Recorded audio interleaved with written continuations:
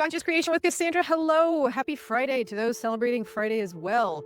Every day can be celebrated. Friday is just one of those days you can celebrate a little bit more. What I'm going to talk about today is conditioning, programming. And let's jump right into it. So, programming and conditioning. As you've probably heard me say before, between the ages of 0 and 7, we take everything that is occurring around us and we just download it.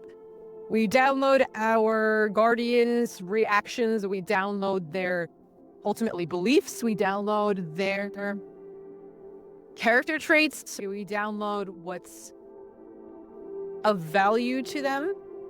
We just take everything in our vicinity and we download that data as to how we are to be human. We collect the most data between the ages of 0 and 7, and that shapes who we are in the future. That shapes what reactions we have, that shapes what we value, it shapes our character. So, between the ages of 0 and 7, we download everything around us as information as to how to live our lives.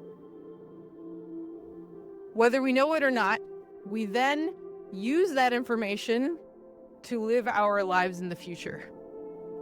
So whatever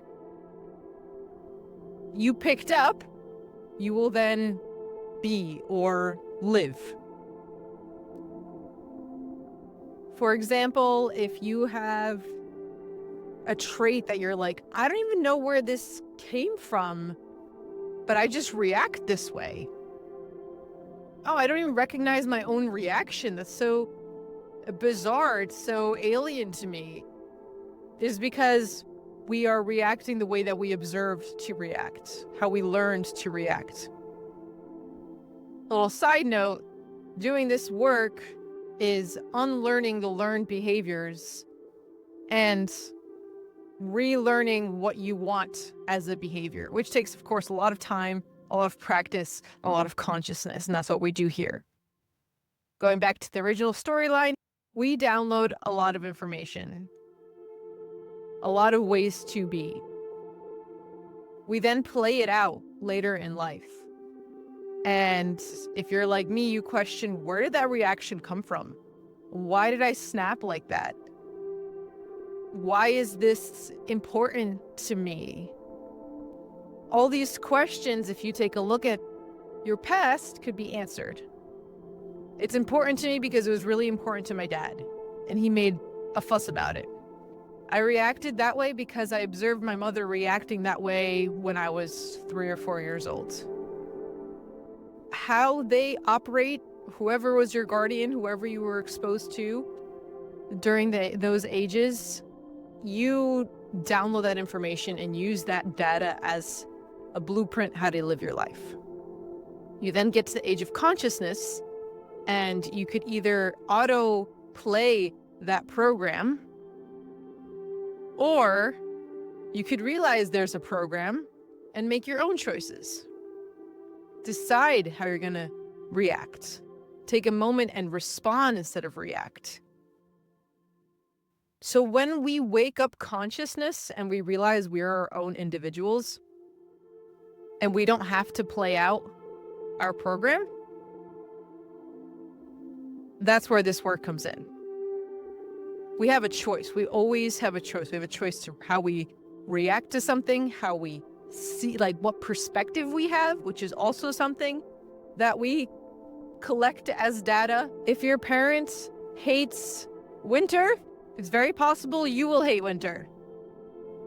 If your parent fears, oh, this is a good one. Whatever your parents fear, that fear could be instilled in you.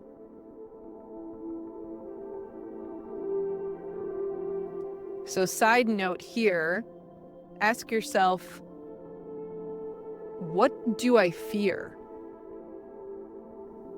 And is it congruent to what a parent of mine fears?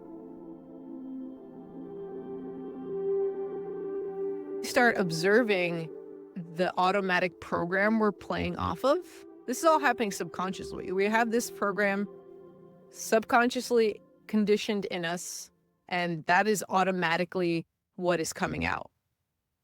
So in order to have a different reaction than the one that is auto-programmed in you, it takes consciousness. Consciousness steps in and says, hey, let's take a moment. How do we want to respond? As opposed to just reacting.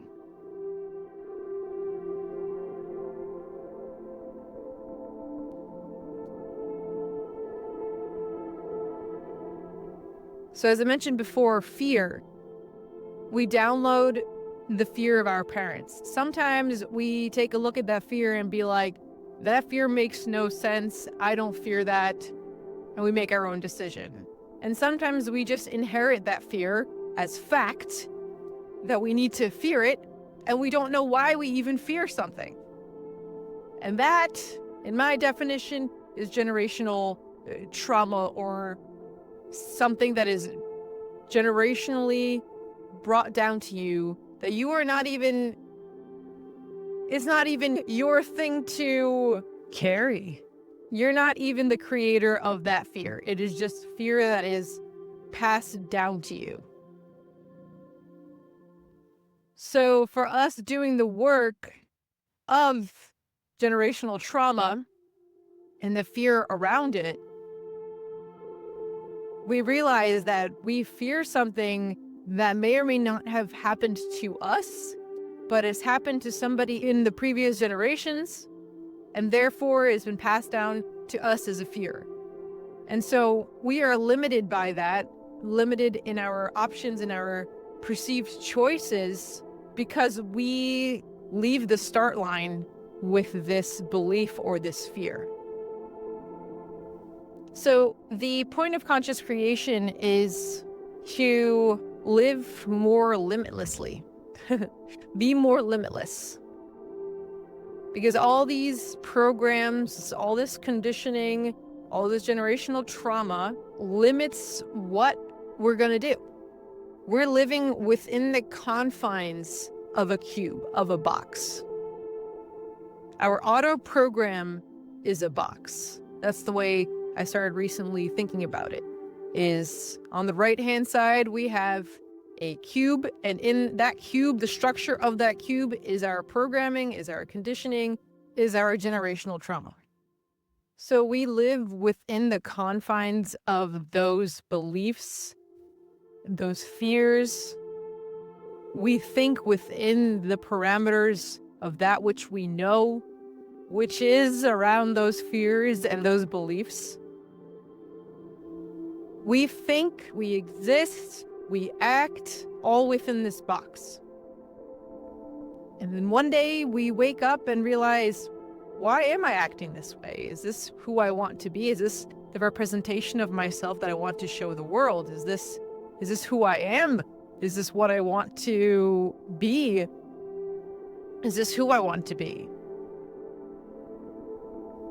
Which causes a little bit of a conscious awakening. And then you need to grow that consciousness from subconscious programs to living consciously, which requires to be tapped into your conscious a lot of the time. The idea is that we reprogram that which has been programmed into us. If we believe something negative, if we believe something, for example, that money is hard to come by, because that's what our parents experienced / feared, and they instilled it in us. So now we walk around with the belief that money is hard to come by. Then we could either live that auto program, or we could wake up and be like, I have this belief that money is hard to come by. And we can make the conscious decision to not think that way anymore, to not believe that limitation, to not be caught in that box that money is hard to come by. We could believe something else, like money is abundant, money is everywhere, money comes easily to me.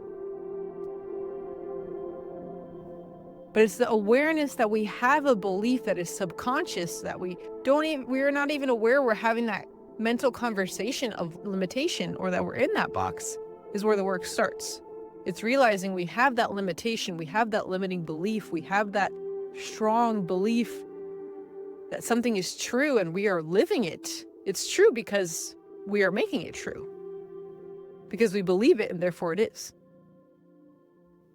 A person that believes they can and a person that believes they can't, both are right. Essentially, everybody is right in what they believe because that becomes true for them. The person that believes that money is hard to come by will have a hard time coming by money. A person that believes that money is abundant will have abundant money because that aligns with their belief. And if they believe that, then they will think thoughts revolving around money is abundant. They will act as if money is abundant. The results would be money is abundant, which reinforces the belief that money is abundant. There's this kind of thing going on in the background with beliefs, thoughts lead to actions lead to results, and the results reinforce the belief. I'll talk about that in another video. So essentially, conscious creation is responding consciously because we are aware that we have limitations, and these limitations don't serve us. And we can live so much more expansively and limitless if we realize we're having these limitations and say, no, I'm not thinking that anymore. No, I don't believe that anymore. I believe this. I can do this. I am enough. I do contribute. I do participate. So yeah, I hope that helps a little bit. And if you are on the journey of awakening your consciousness and reprogramming your limiting beliefs, reprogramming the program to something more positive, you are in the right place. That is all that I do here. Take care, everyone.